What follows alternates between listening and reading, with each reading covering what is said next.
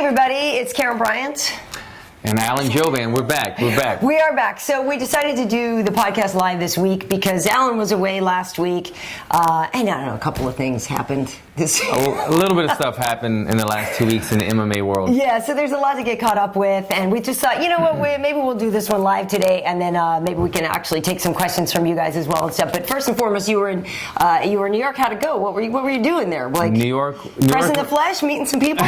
Exactly. I was shaking a few hands, doing some stuff outside of the cage, trying to make things happen as well. But New York was great, and I got to go check out Madison Square Garden just to kind of get things going. That's right. I did see you put a picture up there. Yeah, you're like one day, man. You know, it's in the future, but I think they said they have the arena booked in November, so that would be a future goal of mine. But New York went great. Very cool. And so for people to know, because you put out on Twitter as well some of your pictures at Large magazine right now. There's a whole spread, right? Like At Large, Lumo, Vogue, and I guess that's it. Cool. That's it. I mean, well, so the thing is, my question to you is the ones at Large magazine. The whole setup is that you're a mechanic in that way, right? So, but you were actually trying to it's to sell some clothes, right? Because I'm looking at these pictures and I'm like, some of them there's not even a lot of clothes in them anyway. It's like, what are we selling here? I'm not sure. We were selling sex appeal. We were selling masculinity. All right. Okay. We were selling dirty guy working on bikes. Yeah, we weren't really selling clothes. It was a storyline, It was a storyline about bikes, and we had this amazing photographer, Jim Paulo, and he wanted to work with some custom choppers, and I was like, hell yeah, man, give me some power tools and some motorcycles, and it was some great photos, man. It was a real treat for me to do. And you actually know how to use some of those tools. Yeah, right? Some people, you can tell they don't really know what they're doing. Yeah. I'm semi-handy. I'm a handyman. I could change the light bulbs, and so I cut my own grass around the house. So nice. It was fun. It was fun to get to do a shoot and ride around on some choppers and fun stuff like that, rather than maybe just something else selling clothes. Yeah. All right, cool. I just got to give you a little bit of grief about the. That's why I'm here. Yeah. That's why I'm here. You can pick on me for stuff. I don't have any photo shoots out right now. I don't have any. I'll find some dirt on you. Wade, bring up the graphics. I'm not gonna go. No, he's not gonna find it. So as we're doing this, folks, and I know you guys are looking and following along with us here on YouTube and everything. So last night, usually I check Twitter before bed. I didn't. I was watching a movie. Apparently, I missed the tweet where Conor late last night said he was back on the UFC 200 card. As of the time that we're doing this right now, this is not in fact true. Okay, so it just seems like I don't know if he's just trying to force a move. Yeah. I'm not really sure. I mean, because partly you get hopeful and you're like, okay, cool, he's back on it. But so far, it seems to not be true. And Dana has said it's not true, and that he is still off of the card. What do you make of this? So this last tweet saying that he's back on it. What do you think that's about? It's crazy. It's crazy right now because you don't know what to believe. We were speaking this morning about it, and I can know she was informing me that it wasn't confirmed. It's not on. Because I was getting excited about it. But you can look at it two ways. I mean, is it a power play right here where they're going back and forth, or is it Conor just being bored? I mean, honestly, I feel like he has an entire country and the MMA world at his grasp. When he released the statement on Twitter saying that he was retiring, he broke the internet. Oh my God, people freaked out. He outdid the Beyoncés and all the other major tweets or whatever that might have gone on out there. And I think he's just having fun with it. I think it could be a power play, or it could be him just showing the UFC his worth, his value. He could put out a tweet saying, "I'm back on the card," and I think they will, hoping that Dana White and UFC will see how much that riles things up, and maybe it'll help get him back on the card. But I feel like he's gonna get back on the card. But here's my question to you. Do you think he really, the question is, I guess, how badly does he actually want to be on that card, right? I think he truly wants to avenge that loss. I think he, obviously is a showman and likes to be a part of big things and likes to make history. And if he were on that card, along with all those other fights on there with Jose and Frankie and all this other good stuff going on there, Misha, that it gives him an opportunity to set more records, which I think he loves. Yeah. But the way that, and I kind of do believe Dana, that when they were talking, he's like, look, he's choosing to not be on it. It's okay. Like, I don't know how upset Conor is about not being on the card. I think he maybe is just more upset about not winning the argument. Do you know what I mean? I don't know. I think you said it best in the beginning, the statement that you had about him he's such a competitor inside of the cage and outside of the cage, and he has an ego where he enjoys setting records. They were saying the other day, I saw somewhere I saw it, but that he's, as far as world tours that he's done and amount of promotionals and interviews and everything, it might have been a tweet that he put out. That he's set records. He's crushed everybody in the amount of tours and things that he's done for the company. You have to defend Conor in a way that, okay, he has made the company this much money and he has fulfilled all his obligations. At this point, he feels like he's earned enough respect. He's climbed the ladder enough that he feels like he doesn't need to go do every promotional event. And what I think really what it is deep down inside for Conor is he got beat. He's used to being the crazy the guy who sells fights. He's ripping belts out of people's hands and he's selling fights. He's doing the sound bites. Now his ego took a blow. And he doesn't want to go back there and have to do the same spiel because he has a different feeling in his heart right now. It's a different feeling when you lose a fight after winning a fight. When you win a fight, you're in the media, everything you do is perfect. He's been quiet somewhat other than these big tweets since the loss. And I don't think he wants to sing and dance for the UFC coming off of a loss. So I can respect that. I think he's earned it as well. Well, here's the thing, too. Initially that's what he was saying was that it wasn't even necessarily that he didn't want to do any promotion. It said that he didn't want to do it this past week. The timing. Because, they were bringing everybody in at 197 and they were going to do all this stuff. So he just was saying maybe can we do it later on, which you would think would be okay, maybe a possibility, but I guess the timing of the conversation of that. You do start to think with modern technology, the fact that we're streaming live from a living room like that, maybe they could have Skyped him in, maybe maybe they could have just done something like that, or Conor could have done something on his own, even if it's via satellite, where media can get it. So it does feel like there were ways to solve that problem. And it's a lot longer flight to go from, because he was in Iceland now, so that's a lot further to go. But, the guys who travel from Brazil, it's not like it's a jump, like Jose's here in a second either. Like, that's absolutely, it's a traveling too. It's a commitment. So I see that. But I do agree that he, is taking it, he's licking his wounds. He needs to focus on winning. He needs to get back to the training. I think that's legitimate. The only thing I do have an issue with, it's April. And the fight's in July. Like it's a little bit like to say I'm too busy, I can't come right now. We're pretty far out from the fight. Like that's the only thing that I feel like it's a little bit of a harder sell on that because we have so much advance time. Like you still could have even if they did send the jet and all the stuff. Like granted, it would be a hell of a 72-hour turnaround or whatever. But and you might have a little lag on the end. But you could have done it. I guess you could have done it. It's hard. It's a hard thing to. From the outside perspective, as a fellow fighter, it just feels like a power play to me. It just feels like Conor. He'll tell you. He's not shy about it. He tells you how much money he's made you and how much the company values him. And I've been waiting to see when Lorenzo Fertitta or Dana White kind of became fed up with this. And I feel like they somewhat have become fed up with it because now he's saying, not only do I demand this amount of money and I get this money, but now I'm saying I'm too big to do the promotional stuff and I'll tell you when I want to do it.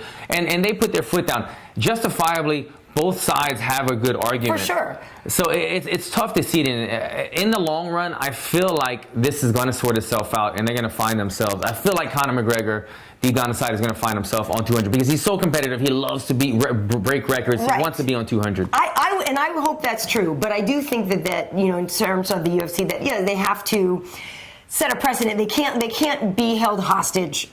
You know what I mean? So I understand what they're saying there. They can't be held hostage to that. And to be fair to Conor, a guy who has done how many, the world tours with Jose, all the stuff that he did with Rafael, and then for these fights to fall apart, and then for him to still fight and show up and fight a totally different opponent, still win, still show up and do everything, there is a sense of him having earned the right to skip a press conference. The UFC has made examples of people before, and they put their foot down.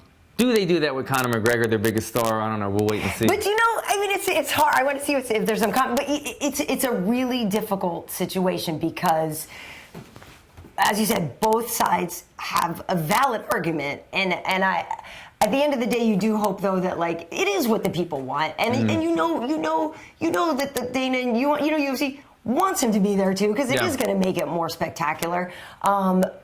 I don't, at this point, though, I don't know. What do you?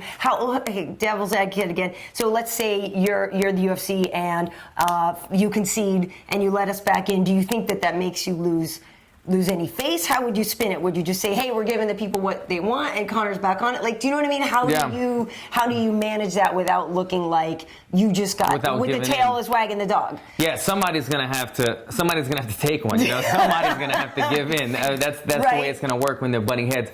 I think that though, looking from afar, the fans want to see this matchup. Yeah. The fighters want to see this matchup too, but Conor doing this, every fighter should somewhat silently or they could speak up about it. Be supporting him, because this is only giving the fighters more strength, more power. Just standing, somebody. It's hard for somebody who's not making any money and has no value to stand up to the promotion. But so when the biggest star stands up, they should somewhat support the man. So well, and supposedly Nate doesn't care though. Nate was like, "Look, I'm only here because you want." Yeah, and Nate wants to get paid. He doesn't want them to give him some tough matchup and go back to making 40 grand a fight. He wants that Conor fight. He wants the money fight. Yeah, it makes sense. So you bring up a point though that people have spoken about in over the years when you're talking about fighters backing each other. Everybody's talking about should there be a fighter union? Right. Other sports have unions. And it's interesting that there isn't one. I'm curious if you think there either should be one or like if you think it could ever happen, because some people have argued in the past that it would have taken a George St. Pierre or a John Jones, or at this point maybe Conor or maybe Ronda could have done it. That if they stood their ground, that could have led to something where you would have more collective bargaining and you would have more power. I don't know if this is ever going to happen, though. I don't know if it'll ever happen either. I think today we're definitely closer than we were at any other day, because you've seen guys like big names like Vincent Hennessy go to different promotions. You've even seen H.E.A.T speak up on certain times. George St. Pierre, like you said, all the names you said, those are the people that have to speak up and stand up, because they're the ones that sell the tickets. They're the ones that are the most highly respected in the sport. And when those names step up, people will follow them. Yeah. I don't know if it will ever happen today, but it will take big names like that, Conor McGregor doing things just like this, for everybody to unite and maybe possibly form a union one day. Yeah, it's an interesting thing. Let's see, do we have anything here? Diaz wants that party payday. Okay, cool. Well, yeah. Oh, here's the other thing I wanted to talk about too is, even if Conor doesn't go on 200 is still solid, right? I mean, I don't know what the pay-per-view buys could be. I'm not like a numbers person in terms of like being able to project what it is. It's still going to be massive, though. There's a lot of great fights on there. Then they also do give themselves the opportunity for the show that Conor does return on to have like a second massive show. Yeah. So I can see if you're the UFC, you're like, fine, skip it. Maybe we'll do 3/4 of what we were going to do without you. But now we have a second show where we're going to do 3 times as much as we would have. That makes sense when you. And what if it's Madison Square Garden or what? Now they mentioned, they might. I mean, that's almost the conservative way of looking at it, which normally that would be me. I'm pretty, but I don't think the UFC thinks that way. I think they think day to day, not day to day, but I think they think in terms of, if 200 is going to be the biggest card ever in history, we need to make it that way. And right now, it's an exciting card. Yeah. But with 199 and 198 coming up, I know there's a couple of them rolling in there. Those are equally exciting cards. You could take the billing, the UFC 200 logo, and put that on 99 or 98, and it would be almost equally as attractive. With the addition of possibly John Jones in DC, that gives it extra excitement. But if you had John Jones DC, Conor McGregor, Diaz in a co-main event with the list of fights before that, that makes it a UFC 200. You think Conor would be co-main? I don't think he would do it. That's what I was just going to ask you. Like, next argument. So do you think he would? I mean, John Jones is pound for pound, and we'll get into this debate too with the Demetrius. You can say the pound for pound, the light heavyweights, this and that, they are supposed to go by order of weight class. That should be the top billing. This could very well be part of the dispute that's going on with them right now. Look at it this way. John Jones, DC, they both have belts right now. John Jones gave DC a nice little peace sign. I'm joking. He flicked them off when he left the cage. The hype in that fight is real. Yeah. People love that fight, and it's 2 legitimate champions fighting. that succumbs, that is more power to it than a rematch. The with Conor. rematch. Right. That's not even a title fight. Conor's thinking, well, look, I'm selling the tickets, baby. Like, I want the billing, the head billing. And I get that. But if Conor comes back, there's no quote unquote need to put DC and John there. Do you know what I mean? You don't need it. The talk now basically is, I guess, because DC, it's funny, he was back on the show the other day, and people were like, he doesn't look hurt, and obviously he was at 197 and he was calling the fight. Well, he has this injury, he was explaining it to us, it's this membrane between the two bones in your calf. So they were saying, like, if you're moving forward and stuff, that's okay. As soon as he needs to kind of do any shifting, there's no support there, right? So there's nothing holding it together, so it just doesn't work. So supposedly he was going to get an MRI or something this week, and we'll see what happens. Now, John Jones, after that fight, a little more banged up than maybe he expected. So it's possible that they won't be ready for 200, in which case, does George St. Pierre ride in to save the day? I don't know if he's actually ready, because people were saying maybe you would have George versus Robbie. If it's not George, Tyron Woodley should finally get his shot. I mean, this is your weight class, so I don't know who you think should get the welterweight title shot. But let's say Conor doesn't show up. Let's say John and DC aren't ready. What's the next best option?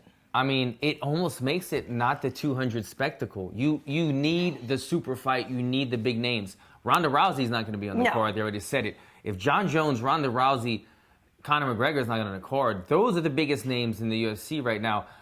George St. Pierre could come back, but the thing is about George, he needs. I mean, I don't think he's coming back for a tune-up fight, but we're not going to see. How long has George been off now? A few years now. A couple of years. Yeah. George is a couple of years off and a couple of years older. He's not going to come back and beat up Robbie Lawler. I don't think he's going to come back and compete at the highest level that we would think to see him. Obviously, he doesn't want to come back and fight somebody who's not ranked. He only has. The only reason to come back is for something important. For the big money that. fight. Right. But I don't think you saw in John Jones's fight this weekend. He was off for a while, and even though he kind of dominated the fight, he didn't. To me, if he would have fought DC rather than Ovince St. Preux, it would have been a much different fight. DC is confident and he was flowing right now. John Jones wasn't. He said he only did about 20% of his technique, he felt, and he still dominated, but. Well, okay, let's transition to this, because a couple of things. Yes, he said he only used 20% of his technique, and the storyline is also that Ovince fought the last couple of rounds with a broken arm. Okay, because of blocking the kicks and everything. Yeah. So after the fight, this is John's quote. He said, "I needed to do this and get this fight out of the way. I felt like I only used 20% of my technique tonight. I felt that I was just watching and imagining things instead of landing. Mm-hmm. I didn't look at this fight as a warm-up fight, but I needed this fight before I fight for the championship. I'll probably be back in practice on Tuesday, and I'm excited to fight Daniel Cormier." But yeah, DC would have taken him down. Like, DC would have been so fired up for this, and obviously a lot fresher, and it would have been a different fight, obviously, than the first time those two met. It would have been interesting to DC. He did some of the commentary there. Yeah, he did. Night. He did. And I don't. And I thought it was fair, because people assumed he was going to be rooting for OSP. He's not, because he wants that 200 fight. So he actually was rooting for John. I felt like watching this fight, and I'm a fan of, me and DC are from Lafayette. I gotta say it every time, but I support my Lafayette people. Right. DC, when he commentates about John, he's a fan of John. Yes. I mean, he has as much beef as they have personally. He is almost obsessed himself with John Jones because he studies him so much, and he knows that John Jones is an alpha male. He's great. He will say it. Even though DC is a champion, he refers to John Jones as pound for pound one of the best at level. So it shows you the amount of respect. It was interesting watching that. I didn't hear all of the commentary that DC said, but it's interesting to think that DC's got to be watching this fight thinking like, this was my opportunity to beat John Jones. I'm sure that's frustrating to him, because this was it. You're never again going to get John Jones after that long of a layoff. You're never going to get John Jones who, with distractions mentally and everything. Right, all this stuff. So it may have been DC's best chance to get him. But that's a big but. I don't. It's a big but. It's a big but.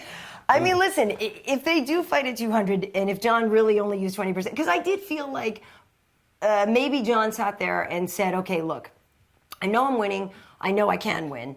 Let me go 5 rounds so that I can get the rust off, shake the rust off, right? So to me, I thought, okay, even if he knew he could finish him much sooner, there's a benefit in him going 5 rounds, shaking off the rust, getting the spotlight again for 25 minutes instead of just 12 or 10, you know what I mean, or whatever. And I felt like it was a calculated thing, and that maybe he sat there and tried to work on certain things during the fight. That I don't know. I mean, Vince, you know, it was hard to not sit there and scream if you don't know that his arm is broken, and you're just in there. We were at the sports bar. We're just let your hands go, man. Do something. Just do something. So it was frustrating to watch that. And you did start to get the feeling that Vince maybe was just saying to himself, hey, well, at least I'm going to go 5 rounds with the greatest. Survive. Exactly, with the greatest. And that is a victory in and of itself. Then you find out after the fact that he has a broken arm, and then you're like, all right, that guy's pretty badass. To say, because you could have just been like, you know what, I'm good. That's the process. Right? Like, that's the thought process that I went through as well. What would you have done? I was yelling at the TV the whole time, Vince, attack, go for it. There's one round left. Where's your left kick? Where's your kick? Where's your punches? He wasn't letting his hands go. You find out after the fact his arm was broken. So he went 5 rounds with the champ. When his arm was broken, he showed heart and determination to finish the fight. But at the same time, he's probably thinking, let me just make it out of here alive. Let me just get to the decision. You had an interesting stat about... Okay, so the distance... Okay, so here's the thing that's interesting, because John did have all this forward pressure, right? All this forward movement, all this forward pressure. So they're saying that one of the hidden sort of stats was the distance traveled. So John Jones traveled 2,722 feet. Vince traveled 3,833 feet. So he went more than a mile, and OSP traveled more than 1,000 feet further, right? So he's just backing up and moving, working that much more. But I think that is somewhat the hidden storyline into why John Jones wasn't able to defeat him, because Vince traveled 1,000 more feet, meaning he was running the whole time, and he was avoiding the contact and everything. And obviously you don't want to get hit, but there was a lot of times right there where I saw that Vince normally would have countered, and he spoke. It was very ironic to me that he spoke so much of his kick breaking arms. He's broken 2 arms with his kick, and then he ends up getting his arm broken. But I think that was really why John Jones wasn't able to finish him, because Vince, you know, he was avoiding, and rightfully so. He was injured. He was trying to survive. And he did get taken down. Now, I thought John was going to go a little bit more aggressively with the elbows, because you know that he's been known to do that.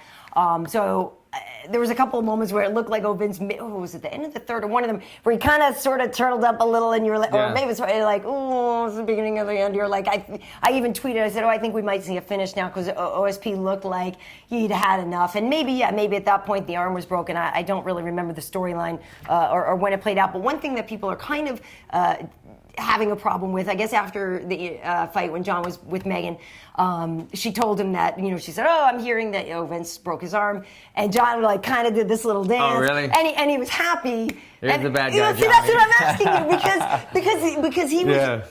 Okay, so again, on the pro John side, it's John who has been criticized for having chicken legs, and you know what I mean, for all this. So on the pro John side, that's an athlete celebrating the fact that even with his quote unquote chicken legs, you know, he inflicted enough damage, and he is in fact a badass. On the anti John side, it's what a jerk. You shouldn't celebrate. You shouldn't celebrate. Because there was respect. There wasn't a beef amongst them, so why celebrate it? Right. But your job is to go in there and smash people. Yeah. So do you feel bad after? I mean, just so folks know, my in-laws are here, and Steve hadn't seen Alan's fight, so we put on a couple where Alan was wrecking people, and I mean, I think that's cool. I was like, look at the badasses sitting right here and stuff, but that's your job. You're supposed to go and hurt somebody. Yeah, I mean, it's our job to go in there and hurt somebody. I think in MMA, more so than maybe like boxing. Sometimes in boxing, there's like political or there's beefs. MMA is much more of a respected. After the fight, you know, it's the whole, we'll have a beer or whatever. Yeah. And there wasn't a beef between Vince and John Jones. They had a lot of respect for each other. For him to kind of, you know, whatever, he was doing the cabbage patch or something. I think so. That's just, you know, that's the bad guy John Jones. But you know what? We've talked about this numerous times. Love him or hate him, he's going to be him, and he's going to sell tickets, and that's him. So I think he should just do whatever he wants to do. That's our job, to hurt people. Me personally, if I don't want anybody to be injured, and I think the majority of MMA fighters, after a fight, they want to win. They want to get the walk-off knockout. They want the guy to be on the canvas, but then they want the guy to get up. They don't want the guy. They know that most of us have families to go home to, and we have jobs and all this other stuff. So yeah, I wouldn't celebrate an injury on my opponent, but again, It's John Jones. He's going to do his thing. I'm not mad at him because if he wants to embrace the bad guy role or whatever, I'm a fan of him. Well, that's what I'm saying. Like, to me, it was, and because he actually looks like pretty joyful about. I mean, I'm sure he's happy. He's happy he won his fight. He's happy he's back. It's a feather in his cap. Right, he's happy. But it didn't. I don't know. It didn't bother me that much because I did feel like it was more of a joke about him having chicken legs. Probably so. And doing that. But I agree that like he should just go all in and be that guy, like the one who flipped off DC. And then I guess. I think it was when he was talking to Anik and the guys after the fight where he said, he's like, obviously he couldn't hear what DC was saying during the fight, but he was like, but just in case he was being a dick, I'm going to flip him off anyway. Oh, really? And then he said, and he's like, and if he's not, and now I'm the one, well, whatever, so be it. Like, well, whatever. Which is sort of funny because he is the bad guy in that relationship and he needs to keep that. And I think their relationship, like DC and John, like if hopefully they do an extended, embedded or all the build-up stuff for that because the two of them together are gold. Yeah, they're gold. They're like they almost like sound like little kids when they argue. You can't kill me. I could kill you. You wouldn't hit me. It's funny to see what they do when they get together in a close proximity or whatever. Well, it was crazy. Well, the one at Fox when it was for the last time they had to have them, like separated legitimately, but they were still talking so much smack and the stuff that didn't get out where he's like, I will kill you, I will spit. If you ever spit on me, I will break you. I will. You can't kill me. Oh, it's gold. It's gold. Like you said, it's gold. And then Jones flicking him off. I mean, it's going to be like a slow motion. Him sticking the bird whenever they show that on the countdown, so it'll be great. But to kind of recap it, I want John Jones DC on 200, and I want Conor McGregor on the co-main event. Oh my God! Conor could have the big. Yeah, I know he's got to be the co-main event. I'm sorry, it's not a title. He's not. And I also want to see backstage. I want to see Jose and Conor. Backstage there. All of it. Oh my God. It'll be good. Oh my God. All right. Couple questions that have been going by. Okay. They want to know, have either of you ever bet on a fight? And if so, what fight? I bet on an Oscar De La Hoya fight once because I didn't have anything invested in it. I don't think did we win money that night? I don't think we did. I think we bet, that was it. We bet for a 6th round like knockout and he didn't. Because it was like randomly, you know what I mean? But I never, I don't bet on fights. No. I don't either, just because. Well, I wish I would have bet on the Ronda Rousey fight because everybody I know made a killing on that fight. And then the Nate Diaz. I mean, I know so many people that won money recently. There's so many fights that people have made money, but I don't bet because for me, it's like I'm watching it as a fan and I'm observing things. And if all of a sudden something changes and I'm favoring people for the money, then it changes my outlook. You don't bet on yourself? No, I don't bet on myself. Really? Hell no. I don't bet. I don't gamble. I go. But I would think if you know you got a solid camp and I'd be like, damn straight. I don't gamble, Karyn. What are you doing to me? Stop trying to corrupt me over here. I would bet on myself. I think if you're allowed to do that, I think I would bet on. I will say there was one I did for UFC tonight. DraftKings was our sponsor on something, so I technically had to bet on that as part of my job. I was required to, and I won. So they give you free money to bet. Yeah, it was like they give you free money. Yeah, exactly, and I won like $5.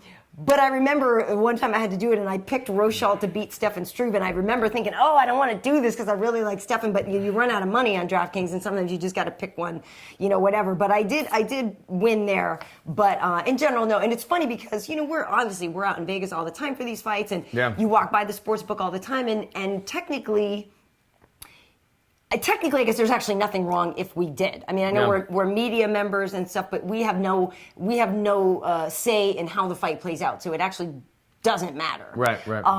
But we just don't. I don't either. It changes things. When I bet on Super Bowls or whatever, all of a sudden I'm not rooting for the team that I'm just rooting to win my money. So I like watching fights and absorbing the emotions and all this stuff, and so we can talk about it here, and so I can be honest. I don't want to be talking. I know. I want to give you my honest opinion. One other, your top 5 favorite fighters. Wow. Top 5 favorite fighters. I mean, I'd have to think about it for a second, but Anderson Silva's definitely on that list. Yeah, okay.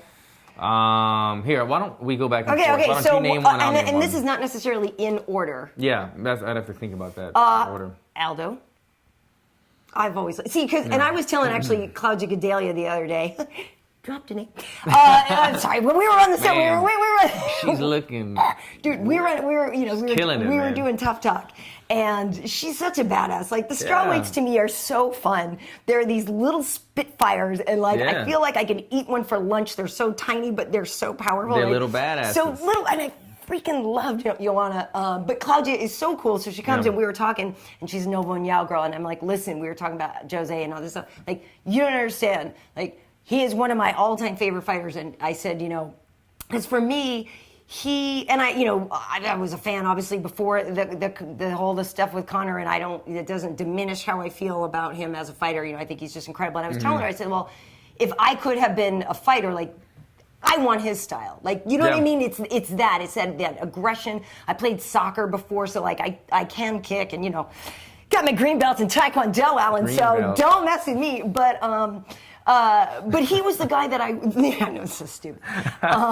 Watch out now. I'm gonna hurt you. That was a good block. That was a really good block. Yeah. But Jose has that. He's the guy that I like. I would love to fight like that. Like he's just like that brutal. Those kicks are so incredible. And I also love how out of the octagon, he's a sweet guy. He's a really, really nice guy. But when that switch gets flipped, it's like, look out. That's what you're talking about Jose. Yeah, Jose. Yeah. That's what I love about him. Very humble guy. Yeah, I'd have to think about my top 5, but definitely Anderson Silva's on that list. And I don't mean to name Black House guys, but these are guys I tend to appreciate, not only great fighters, but guys who stylistically I study them. The more you study somebody, the more you kind of become a fan. Right. And Lyoto Machida and Anderson Silva are two guys that I've studied probably the most. Especially like before I had even competed before, I was just studying their techniques and practicing their techniques. So those are two names that would definitely be on the list, and there's some more that I have to think about. Yeah, I know people know that I'm a big Gegard Mousasi fan. We've known him for a really long time now, like 9 years or something. And I've always liked him from even way back in Strikeforce because of that, like, the humble, that so calm. But when he goes in there, I know he's had the Jacare fight didn't go his way the second time, but like his matter of factness and his lack of willingness to engage in the BS elements before and just show up and go to work. Yeah. That I love. Yeah. And he actually is a great guy, outside of it. So he's always fun. Like I said, I think, if we're talking chicks, I love Amanda Nunes. And I am a big Joanna fan too. I think she's fantastic. But yeah, when it's like all-time favorites,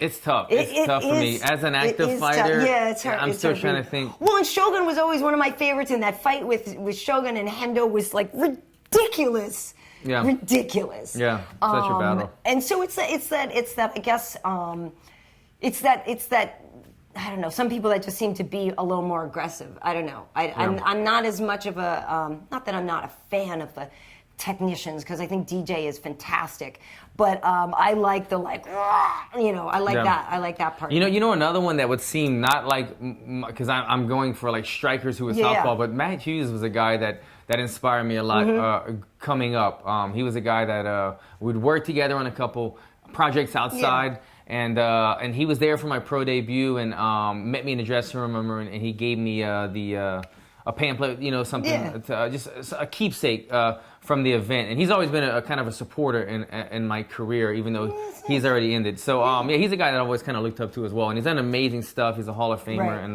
Matt Hughes is another great one. And I'm not gonna. I love me some Nick Diaz. I can't. I don't know who you were about to say. I mean, because you can't, he's classic. You can't not care about a Nick Diaz fight and stuff. Like, you can't, and again, we've covered him for years and years and years, and he is definitely one of my favorites too. And as for the same reason everybody else loves him, because he's gonna bring it. He's not gonna back down. He's gonna be so entertaining in the octagon that you can't look away.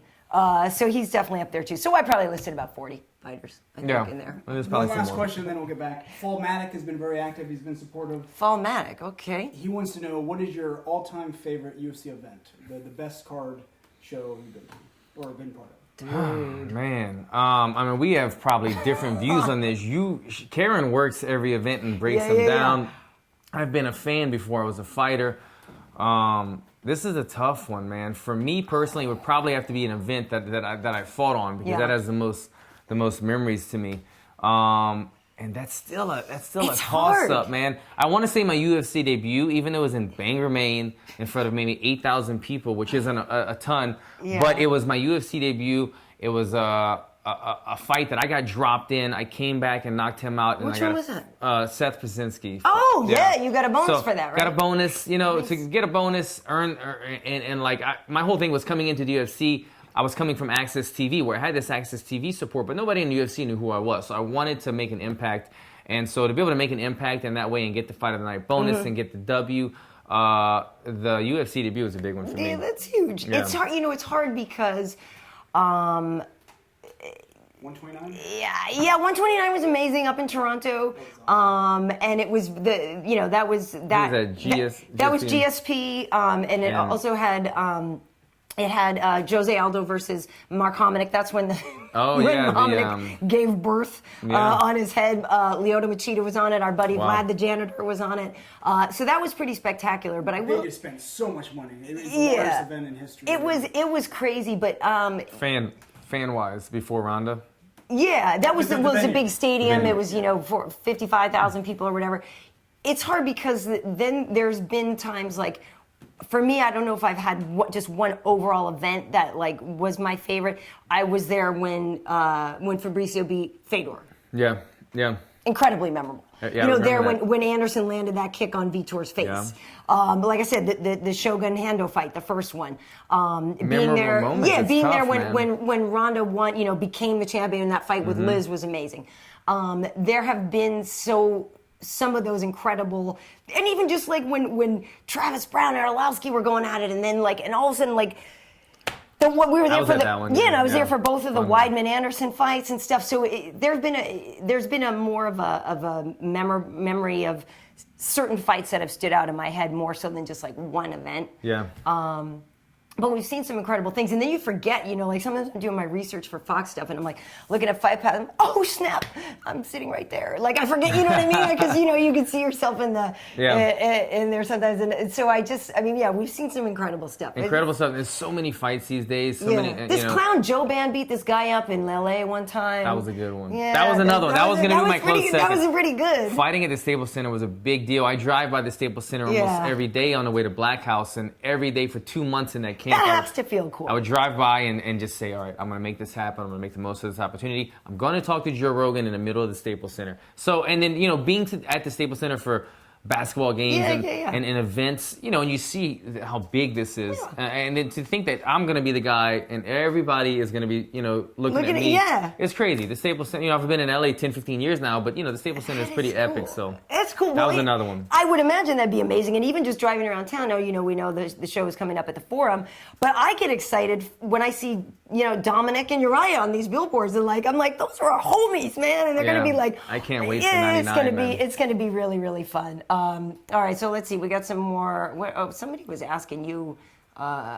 Okay. So let's move on. I want to know your thoughts on a couple of other things. Demetrius Johnson. Who do you think? I'm going to answer this one. Okay. Who do you think, Alan? Who do you think is the hottest female MMA fighter? Yeah. The two about to fight, man, that we were just talking about. I can't pronounce. Misha and Amanda Nunes? No. Oh, Joanna and Claudia. Yeah. Yeah. Man, at the what was the press conference they just had when they were UFC Unstoppable? Yeah, man. Where they go at it? What's the Brazilian's name again? Claudia Gadelha.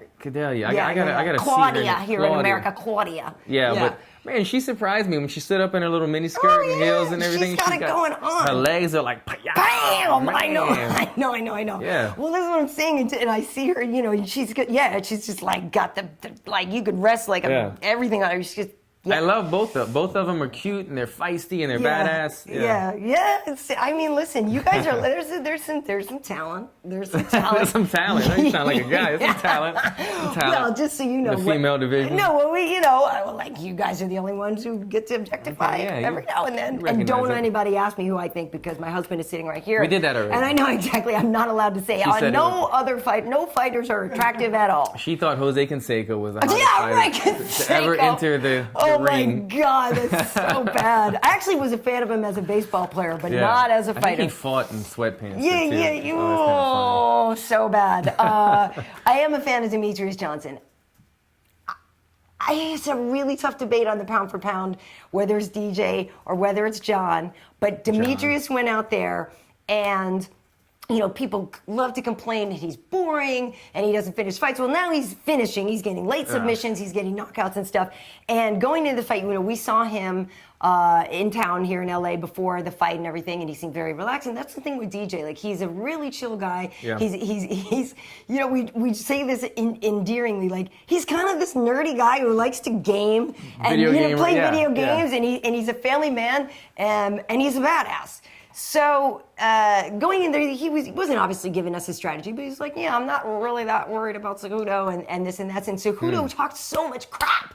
And, was like, the UFC wants me to be the champion, and which is rude. Really? I think that's rude. Interesting. Yeah, he went there, and I guess because he was trying to say that Demetrious doesn't have a personality, and that the UFC would much prefer him because now, they have an Olympic gold medalist and a guy with much more personality. And DJ's like, they want him just because he's Mexican? Like, he's like, I don't understand why you would be more appealing than me. Anyway, Demetrious just went there and just like, dude, shut him down. So then afterwards, I don't know if I have the Cejudo quote, but Demetrious said there was no game plan. Just come here and fight. Once I got him off balance, I hit him with a knee to the liver, and I knew it was over. I'm the best pound-for-pound fighter in the world, and I'll continue to show it. So Henry, after the fight, was like, yeah, he had my number. Like, did you expect it to go that way? I thought DJ would win. I didn't think he'd win that way. Yeah, I thought he would win. And when I was curious to see what happened in the clinch positions because I wanted to see if Cejudo did land a nice inside trip, got him down. Demetrious, it was nice for him to get him down, but Demetrious popped back up. What didn't take any damage.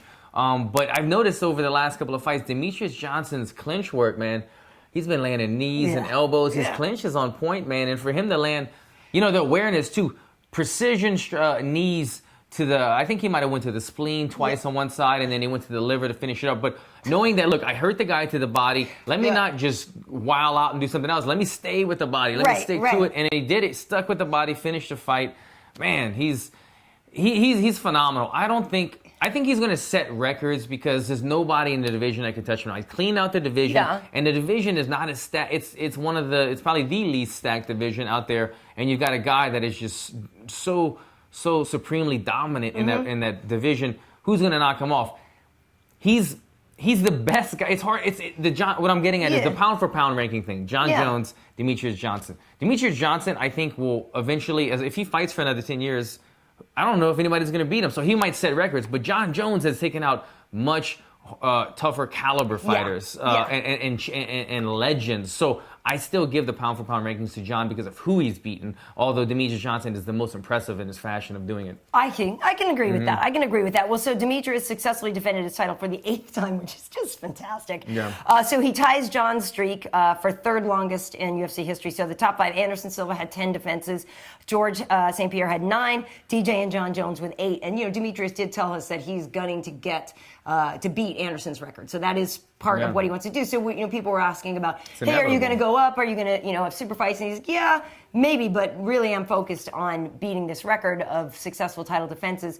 One fun thing we did get with DJ too, a couple of, we have an interview about Henry Cejudo, but if you look on my channel and on YouTube on the Karyn Bryant channel, DJ was saying like one of his bucket list things is he wanted to fight in Pride. Now, obviously, it can't happen, but that was one of the things that he had always wished he could do. So he kind of like walked us through the whole thing, and he did the whole like Lenny Hart introduction, and he's going around looking at the judges and doing this whole thing. It was actually really kind of fun to have him talk us through that because he was saying, he's never really told anybody that before, and that was something that he really wished he could have done. But he makes some good points about the Weidman Rockhold fight coming up at 199. So that's something, DJ, obviously we know the guy knows what he's doing, and he has an interesting perspective on that fight. So people should check that out where he kind of predicts it. But I'm intrigued. He basically, the basic storyline is about athleticism and how there's 2 different kinds. And he, for various reasons that he'll explain, just thinks Luke's on another level. And that Chris can't catch up. I think so too. I think so too. I think I thought Rockhold. I thought Wyman was a beast, and I was like, who is going to stop this guy? When he beat Lyoto, I was like, I'm not betting against this guy ever again. Yeah, and immediately I wasn't a big fan of Rockhold when he was coming from Strikeforce. But then when he got to the UFC, I feel like he took his athletic abilities and his technique to a whole nother level. Yeah. And then I kind of agree, and I agree with that breakdown of it. He's a bigger guy. He's a more athletic guy. And he's even shown, I feel like he's a more technical striker. His kicks are actually obviously add another dimension to his striking. But then Wyman is known for the wrestling, and he's actually a very good submission artist. Well, not just wrestler, but he's competed in some jiu-jitsu tournaments against very prestigious guys and done well. But Rockhold's grappling game, I mean, he goes against Cain Velasquez, and you see in the gym all day. He's not slacking in that area either. So why didn't you like him when he first got there? Though too pretty. You're like, hey, what are you doing? I felt like you know what it was, and maybe it was just me being a little bit of a hater. I felt like he was this athletic surfer guy getting by on his athleticism. I saw holes in his technique. And I was like, he's landing stuff, but like he's not really training over the kicks. Right. Whatever. I was being tough on him. As his technique tightened up, and as he's done amazing things. I mean, he's done some amazing stuff now. His resume. I became a fan, man. He's awesome. He's really great. He's good. That fight is going to be really interesting because Chris is very committed to that. But you guys should take a look at the. Yeah, I don't like those other cute fighters. I'm not doing any pretty boys. Get him out of here, man. Get him out of here. That's so funny. DJ also though became there's only 5 of them UFC fighter in history to win 10 consecutive fights. So that's Anderson, GSP, Jones, and Royce Gracie. He's on track to break every record right now. And how old is Demetrius? What is he, 28? Something like that? Like 17 or something. You know? He's such a good dude. I mean, if he continues to fight 4 times a year, there's nobody else really. I mean, he's just going to clean out the division. He's going to break every 29. record. 29, yeah. 29 years old. Okay, so he's approaching that, but he's still got 20 fights left in him, and he could smash every single record. The thing about him, it's just being the smaller divisions, they don't, and I don't know why, but I'm just saying they don't attract the masses like the bigger divisions do. And so he will never, I think, achieve that superstar status or get paid the huge money unless he does the super fights and stuff like that. Because if he's just cleaning out his division in the smaller weight classes, I don't think he'll ever achieve, other than breaking records, the superstar status or the big paydays. So I think maybe I would like to see him break the couple records and win the next 2 or 3 fights, break those records, and then focus on taking on the super fights, going up in a weight class and getting the big paydays. Yeah, the dude is working hard, and luckily he doesn't really doesn't get hurt. So it's nice. So I don't know how quickly we'll see him fight again. As a champion, he's done incredible things. I want to get your take on the Barboza-Pettis fight because. When this matchup got made, it was like, yes! I've been wanting this fight. Yes, man. And then it was just like, it's a hard fight for both guys. Both of them. And we were talking about this beforehand. I actually, going into it, I had picked Pettis because I thought that it was the kind of fight that, people thought that Eddie Alvarez just kind of laid all over him and smothered him and blanketed him, and that's not the kind of fight Anthony can win because he's not being able to engage in his kind of a game. And so when you're playing that game with Edson, who's a striker and gives you all these opportunities, but Edson is so good and more powerful. And then we saw obviously how that played out. Now I actually, the judges. One judge gave Anthony the first round, one judge gave Anthony the second round, and then the others, one guy gave them all to 30-27. Yeah. Gotcha. So, and it was funny because I gave Anthony the first round. And maybe it's because in my head I had picked Anthony. But I seem to see his successes more so at the beginning of the fight, more so than Edson's. And I thought that at the beginning it seemed to me, and I only had like 1 rum and coke at this point, so it wasn't like I was like, it was gambling on it. Captain Morgan and Diet Coke, and I'm a degenerate gambler. So I felt like I was still, pretty cogent there, and I thought that Anthony was like leading the dance. Yeah. Do you know what I mean? Leading the dance. Problem is that he was getting countered, and then you start to see the inside of his leg, and then obviously as the fight went on, he wasn't leading so much, and Edson was turning it up. But I don't think people are now they're like, oh, Anthony's like he sucks. because he's lost 3 in a row. But he's lost to 3 great guys. I'm just curious against your the top take guys on in this. the world. That fight for me, I was were loving red. it. Oh my God, this is like a strike. These are the 2 top strikers in the lightweight division in the UFC, and arguably maybe 2 of the top strikers in the UFC. Yeah. At least some of the resume to prove it. Mm-hmm. I couldn't wait to watch this fight. I was watching this one picture in picture on my screen with the Triple G fight Were going you? on. I was Nice. just like, Baller. my brain was scrambled trying to keep up with everything. But That's cool. the way I saw this fight, and we talked about this, who do we bet on?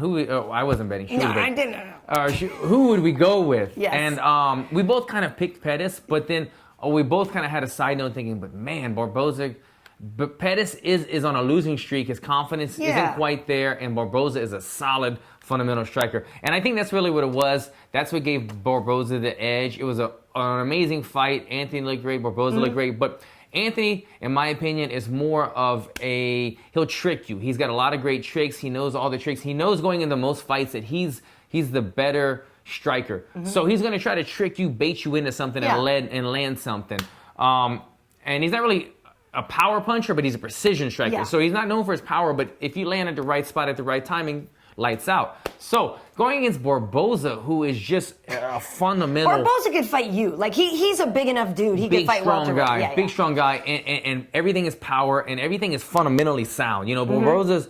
He's not too open and wild like a Conor McGregor, or he's not doing too many crazy things like Anthony Pettis. He'll throw the spinning back kick or something, but he's very tight here. Everything's nice and tight and crisp and clean. And it just seemed to be that he wasn't falling for any tricks, any feints that Pettis was throwing, and he just stayed fundamentally more sound, and the power kind of started to take its toll on Pettis. But it was a good fight.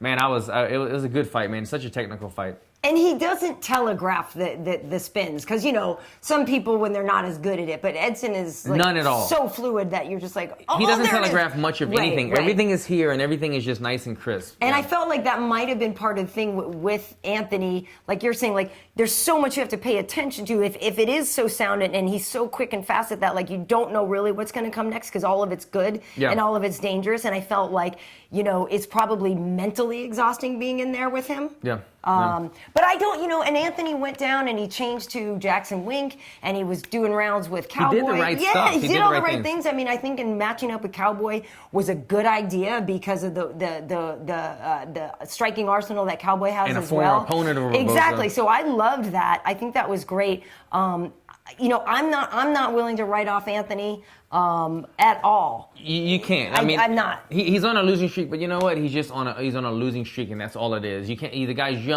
He still looks phenomenal in the ring. It's just it wasn't his night against some tough guys, the best guys in the world. But it's harder because he was the champion. Yeah. So it's The guy was harder in a to see Wheaties him. box. I know. Yeah, I get it. I know. It's harder to see him fall. So for that, I think it's a little bit tough. But you're seeing guys on this. I mean, we got Rashad Evans. He's on a losing streak right now, and he was a former champion. But they're fighting tough competitions. And Sugar. Are we going to talk about that? We should talk about Sugar. Yeah, one last thing I wanted to mention. About it. Robert Whittaker and Natal. That was a good fight. Robert Whittaker also, he said that he broke his hand early on in the fight. And he was saying he should have checked more of those kicks and everything, but he got in there and took it down. So actually, to sum up the Pettis talk, though, Anthony said it wasn't that I was worried about his different kicks. It was more that he was a hard guy to land on. Yeah. So we got into more of a hand fight, and when I was in there, I felt comfortable. But this is all that I know, so this is tough. So it's hard. He's feeling the loss. He's a little bit down, but he's a tough guy to land on. Yeah, Barboza is a high level striker. Right. He's not going to give you anything for free. Yeah, and after the fight, Anthony did tweet out, something, and he was just, I'm going to lick my wounds, and I cried my tears, and back to work. That's it. So 197 though was pretty good. I mean, did you enjoy it? I enjoyed it. Very much so. Nice. So Sugar. So Sugar. People at work, were really upset about this, and so Sugar is beloved over on the Fox lot. Everybody loves him, and so the girls like makeup and wardrobe and stuff. They were like, what do we say? What do we say to him? Because he was coming into work this past weekend. Okay. And they didn't know what to say to him because he had lost and this and then. I said, look, what I told him, I was like, look, always and for like we got nothing but love for you. You know, keep your head up. You're the man. You know, don't let it get you down. Is because they were worried. They were like, do we even acknowledge it? Do we say it? If he shows up and you don't say anything, that's messed up. You know what I mean? That's really messed up. That's really messed up. But I guess he did mention, you know, the possible drop to 185, and people have talked about that before. And I don't know if people realize it, because I know as a fan, if you're just sitting there watching at home, it's easy to say, oh, that guy should just drop, and Sugar's always small for 205 anyway, but he's not as small as you think. Yeah. Do you know what I mean? He fought heavyweight at one point. Yeah, he's not as small as you think.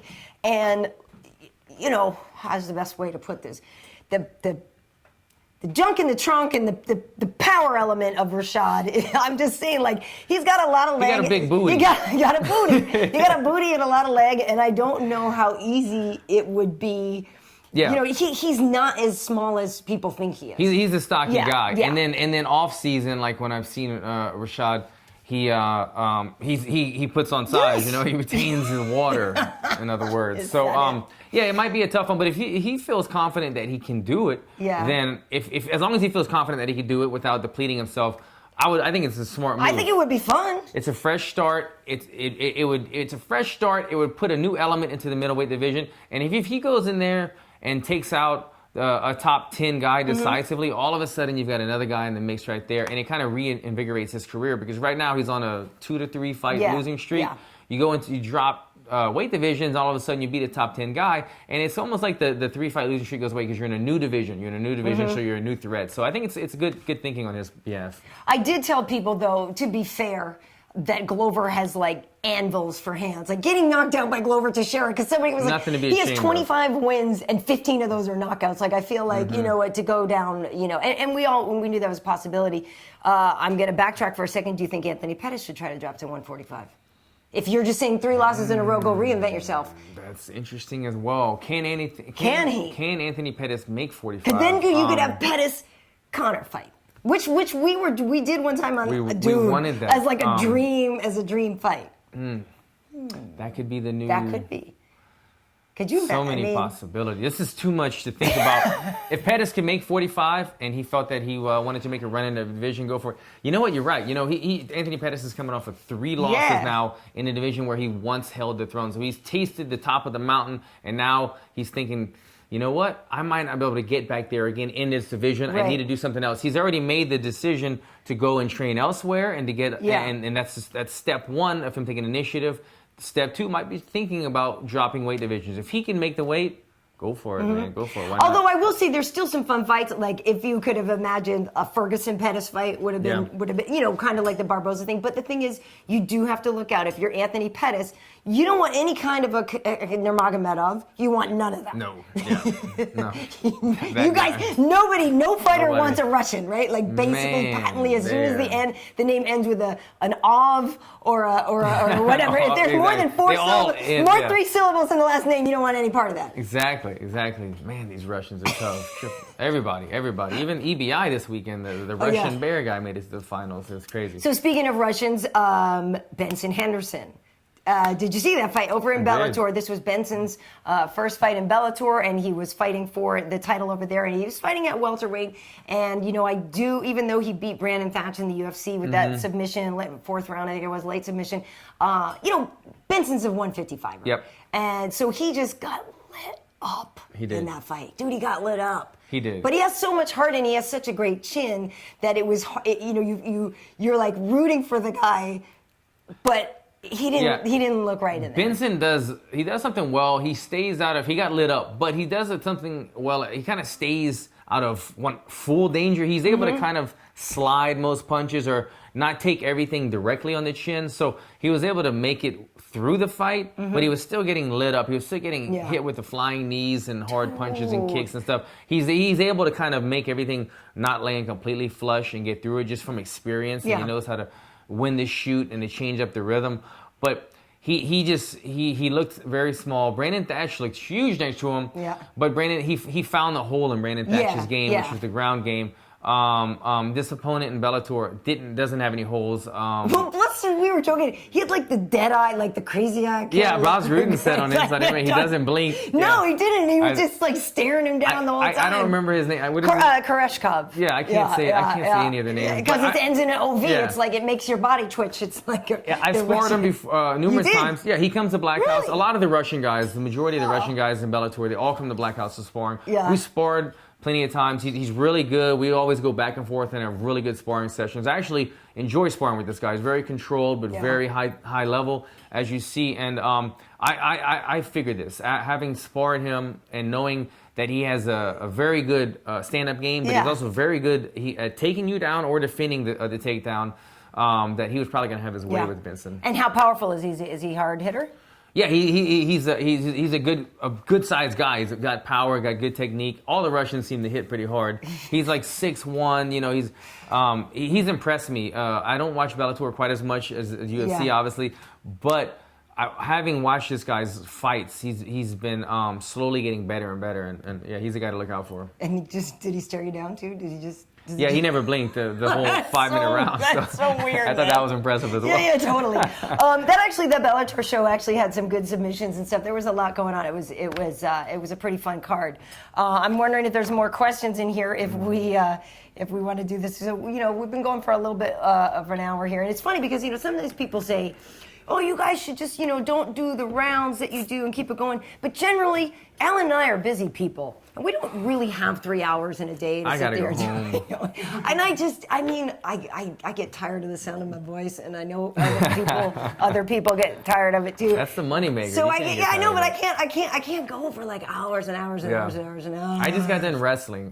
Dude came over and he was legit brought his snack bag and brought a couple of things, and he just flopped on the couch and was I'm beat up. I just came from training. So it was with Kenny? Kenny Johnson, and he loves first day back in hard wrestling live. We must have went 45 minutes live drills and yeah, man, you want to get some good wrestling in? Give Kenny Johnson a call. Come to Black House. We'll Did you want to talk about the the bolt wrestling. Well, and the thing is too with and I never wrestled. Surprise, surprise.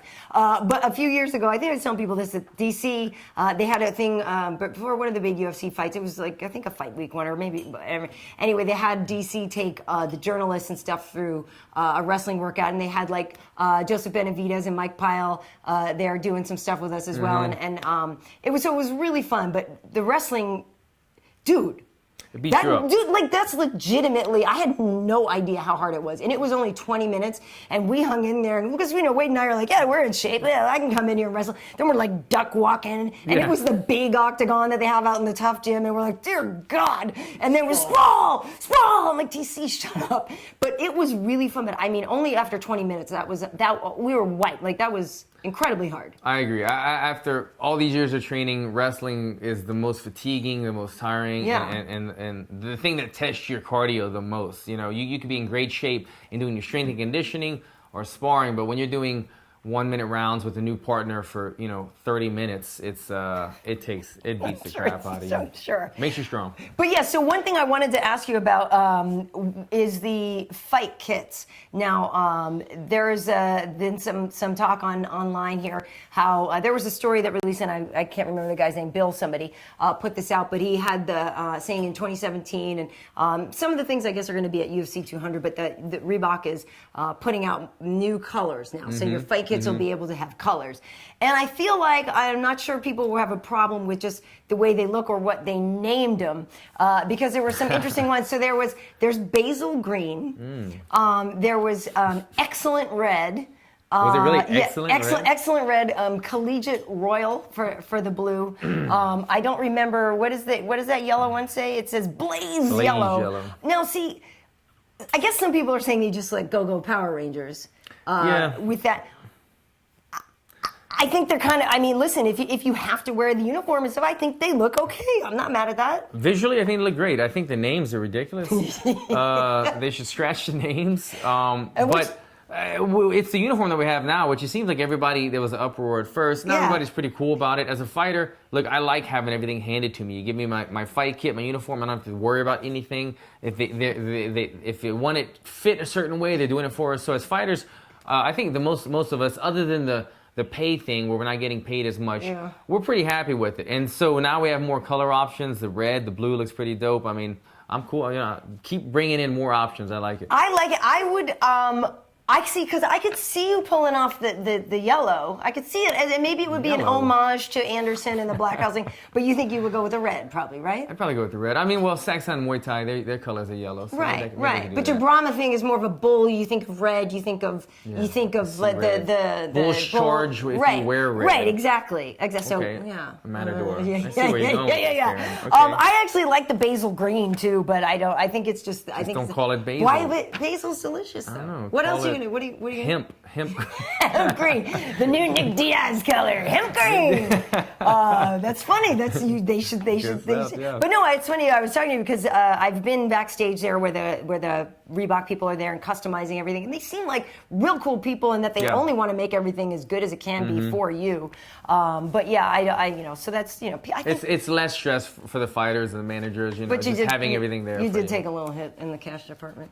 Took a hit. I took a hit. All right. We start off at 2,500. That's what we get paid.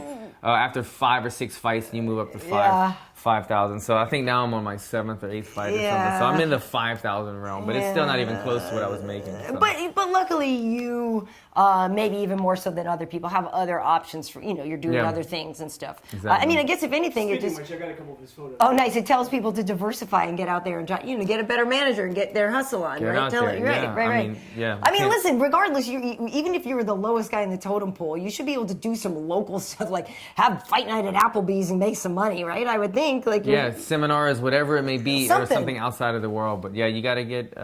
You got to think about it. You got to get tricky out here and find new ways of bringing in some revenue. Speaking of seminars, just a shout out to my boy Pat Barry. I was just talking to him. He's going to be doing more striking seminars. The guy is a legit kickboxer and ridiculous striker, and everybody knows he's Rose Namajunas' fiance and coach and everything. But he was like, oh, if you could help me get the word out. And Pat is Pat is such a great guy. If you guys, hit him up on Twitter or whatever. Yeah, he's hilarious, man. He's amazing. Okay, so here you are. So here, what were you actually fixing here? You have a screwdriver and you're leaning in, and I'm not sure what you're fixing there. I was fixing the bike, Karyn, and then right here I'm obviously breaking something that needed to be broke. So my question is, do you do like push-ups before the show? Because you were like totally swollen that last one. Like, I what did you rolled out do? of bed right there. I woke up like this. Completely- Hashtag, I woke up like this. There was no lighting, no baby oil, and no I thought I was push-ups. just going to say you are lying if you're going to say there's no oil. Somebody was like... I just got out of the van, and then I... Guy or girl I took greased you this up? shot. Guy or girl? Girl. Okay, Girl. all right. Yeah. I don't know. I mean, Like 5 It's of them. modeling. It's Like just 5 like girls. 5. It took 5 girls to oil you up. They all greased me out. Your entourage outside is wondering when you're going to get back out. All night long. They can wait. Yeah, I'm on Conor McGregor status now level. Nice. I need to know the good. Nice. Speaking of Did the anything seminars. Oh yeah, go for it. speaking Yeah. of, when is it? I gotta look at my notes. May 14th, guys. May 14th. They look on the calendar here. Paradise Warrior Retreat. They're doing these retreats. They're bringing in a bunch of UFC fighters, and we teach you guys all in one day. So Paradise Warrior Retreat is going to be at the new UFC gym in Northridge. Nice. May 14th, I think. Well, and that's the same night as UFC 198, so maybe you guys will have a screening party or something Is that the same afterwards too. night? Yeah, well, May 14th is May UFC 14th? 198. Yeah. I got to double check that. But ParadiseWarriorRetreat.com. Right now, they've got me. They've got Steven Thompson. They've got Michael Bisping. They've got a phenomenal jiu-jitsu guy. So you got a good Because I was going to say it's all strikers, but then you all just strikers and then one jiu-jitsu guy. But well, it'll be fun. Check it out. Well, listen, before we start to wrap it up here, I was going to look and see if there was anything new from Conor or anything like that. But I'm not seeing anything yet. No, he just the last thing Is that Conor's page? Yeah. Oh wow, so Conor's yeah. flexing right Yeah, there. he is. Look at him. I've been watching. I keep Dude. up with World Star Hip Hop. Yeah. And when you show your money like that, that's hashtag flexing. And Conor is Flexing. right there. And as much as I was talking before about how much I love Jose Aldo, I am such a Conor fan too. I think when all that stuff was leading up to those fights, people really tried to make people take sides, but I think they're both awesome. And I really do, I hope that Conor gets on that card. I hope they work it out. I hope somehow they can do it without anybody's ego getting bruised or whatever. Because, yeah, truly, it is what the fans want, and I know, I think he does want to be there. Nate wants that payday. I think it would be incredible if somehow they're able to work it out. So I'm going to keep my fingers crossed for that. I will too. I think, like you said, it could go on another card, and it would both be great cards. But if you want 200 to be the spectacle that they want it to be, throw all the super fights on there. Yeah, that's all I enjoy it. For sure. Wait, I'm looking. Are you writing for me? Wade is answering. Oh, okay. Wade is answering. I'm like, wait a minute. What did he say now? I put Wade out. I didn't know if he was getting in a fight. Sometimes I have to back Wade off of things. I'm like, don't hit send. You know what I mean? Like, you have someone who's very, he's a huge fan of yours. Okay. He wants to take you to Red Lobster. Damn. He wants to do some other things. No Sizzler? Man, Red Lobster. That's funny. He was just asking to tell everyone how connected you are, and so I'm just saying 0. Be polite now. I am. No. I'm saying for this person too. I love to have. Yeah. Okay. All right. So you're back to full camp here. So here's the thing, folks. Alan actually does have a fight. I do. Yeah. And it's a good card. We know some of the things. And some of what we know is pretty great. Yeah, got to fight. Go ahead. Well, no, I'm just saying, unfortunately, they're not letting you really say it yet. Yeah, I've signed the contract. I have a fight coming up. It's a really good opponent. It's a really good matchup. It's going to be on a really good card, but it hasn't been announced, so I can't say that. But I will be fighting in the next couple of months, so look out for it. Yeah, so when you're able to announce it and everything, obviously we'll let people know. But I'm excited for you because it's nice. I know after your last fight, your elbow was a little bit right, but it didn't take you long to be able to get back to regular training. Yeah, I took a month off, which is longer than I wanted, but just to be safe. And you know what? You don't want to get. Conor McGregor did it. I did it before my last fight when I fought Albert. People get burnt out when you try to go all the time. That's the mentality that a lot of fighters have. But you get burnt out, and you don't want to lose that hunger, that desire inside. So, if you take a month off after a fight, let your body heal, your brain rest, spend time with your family, and then it kind of reinvigorates you when you go back to the gym. So that's kind of how I feel. I take a month off, and I'm ready to go now. Yeah, and it's summertime fight. I can say that. Yeah, there you go. Summertime. I mean, there's there's a few months in the summer that there are a lot of fights in the summer. So that'll be fun to. Okay, so looking ahead, what? Yeah, it's somebody one shot of me, so here I am. What's a shot? Oh, jeez. Look at you, Wade. No, they wanted to do shots with you. I don't know what you're. They wanted to do shots. Shots. So I know you're the athlete here, but I'm 2-0 in my tennis season. No, that's pretty good. And we're winning pretty handily. So basically, 6-2, 6-3. Like we only those. You're undefeated in your career. I am. This season I'm undefeated. I lost a couple last time, but I have I got a new partner this year, and she's good. We're both tall. She's even taller than I am. She's 6 feet tall. So we're the K2. Her name starts with K2. So we're the K2. We're like, hey, K2. That's the tallest, one of the tallest. Anyway, I just wanted some of that glory too, because I don't get to get. They don't give post-match bonuses. I don't get to win performance of the night. I don't get Gatorade. I don't. Yeah, but it is fun. No, it is fun. But coming up is the Rotterdam show. I'm going to be working that on Fox.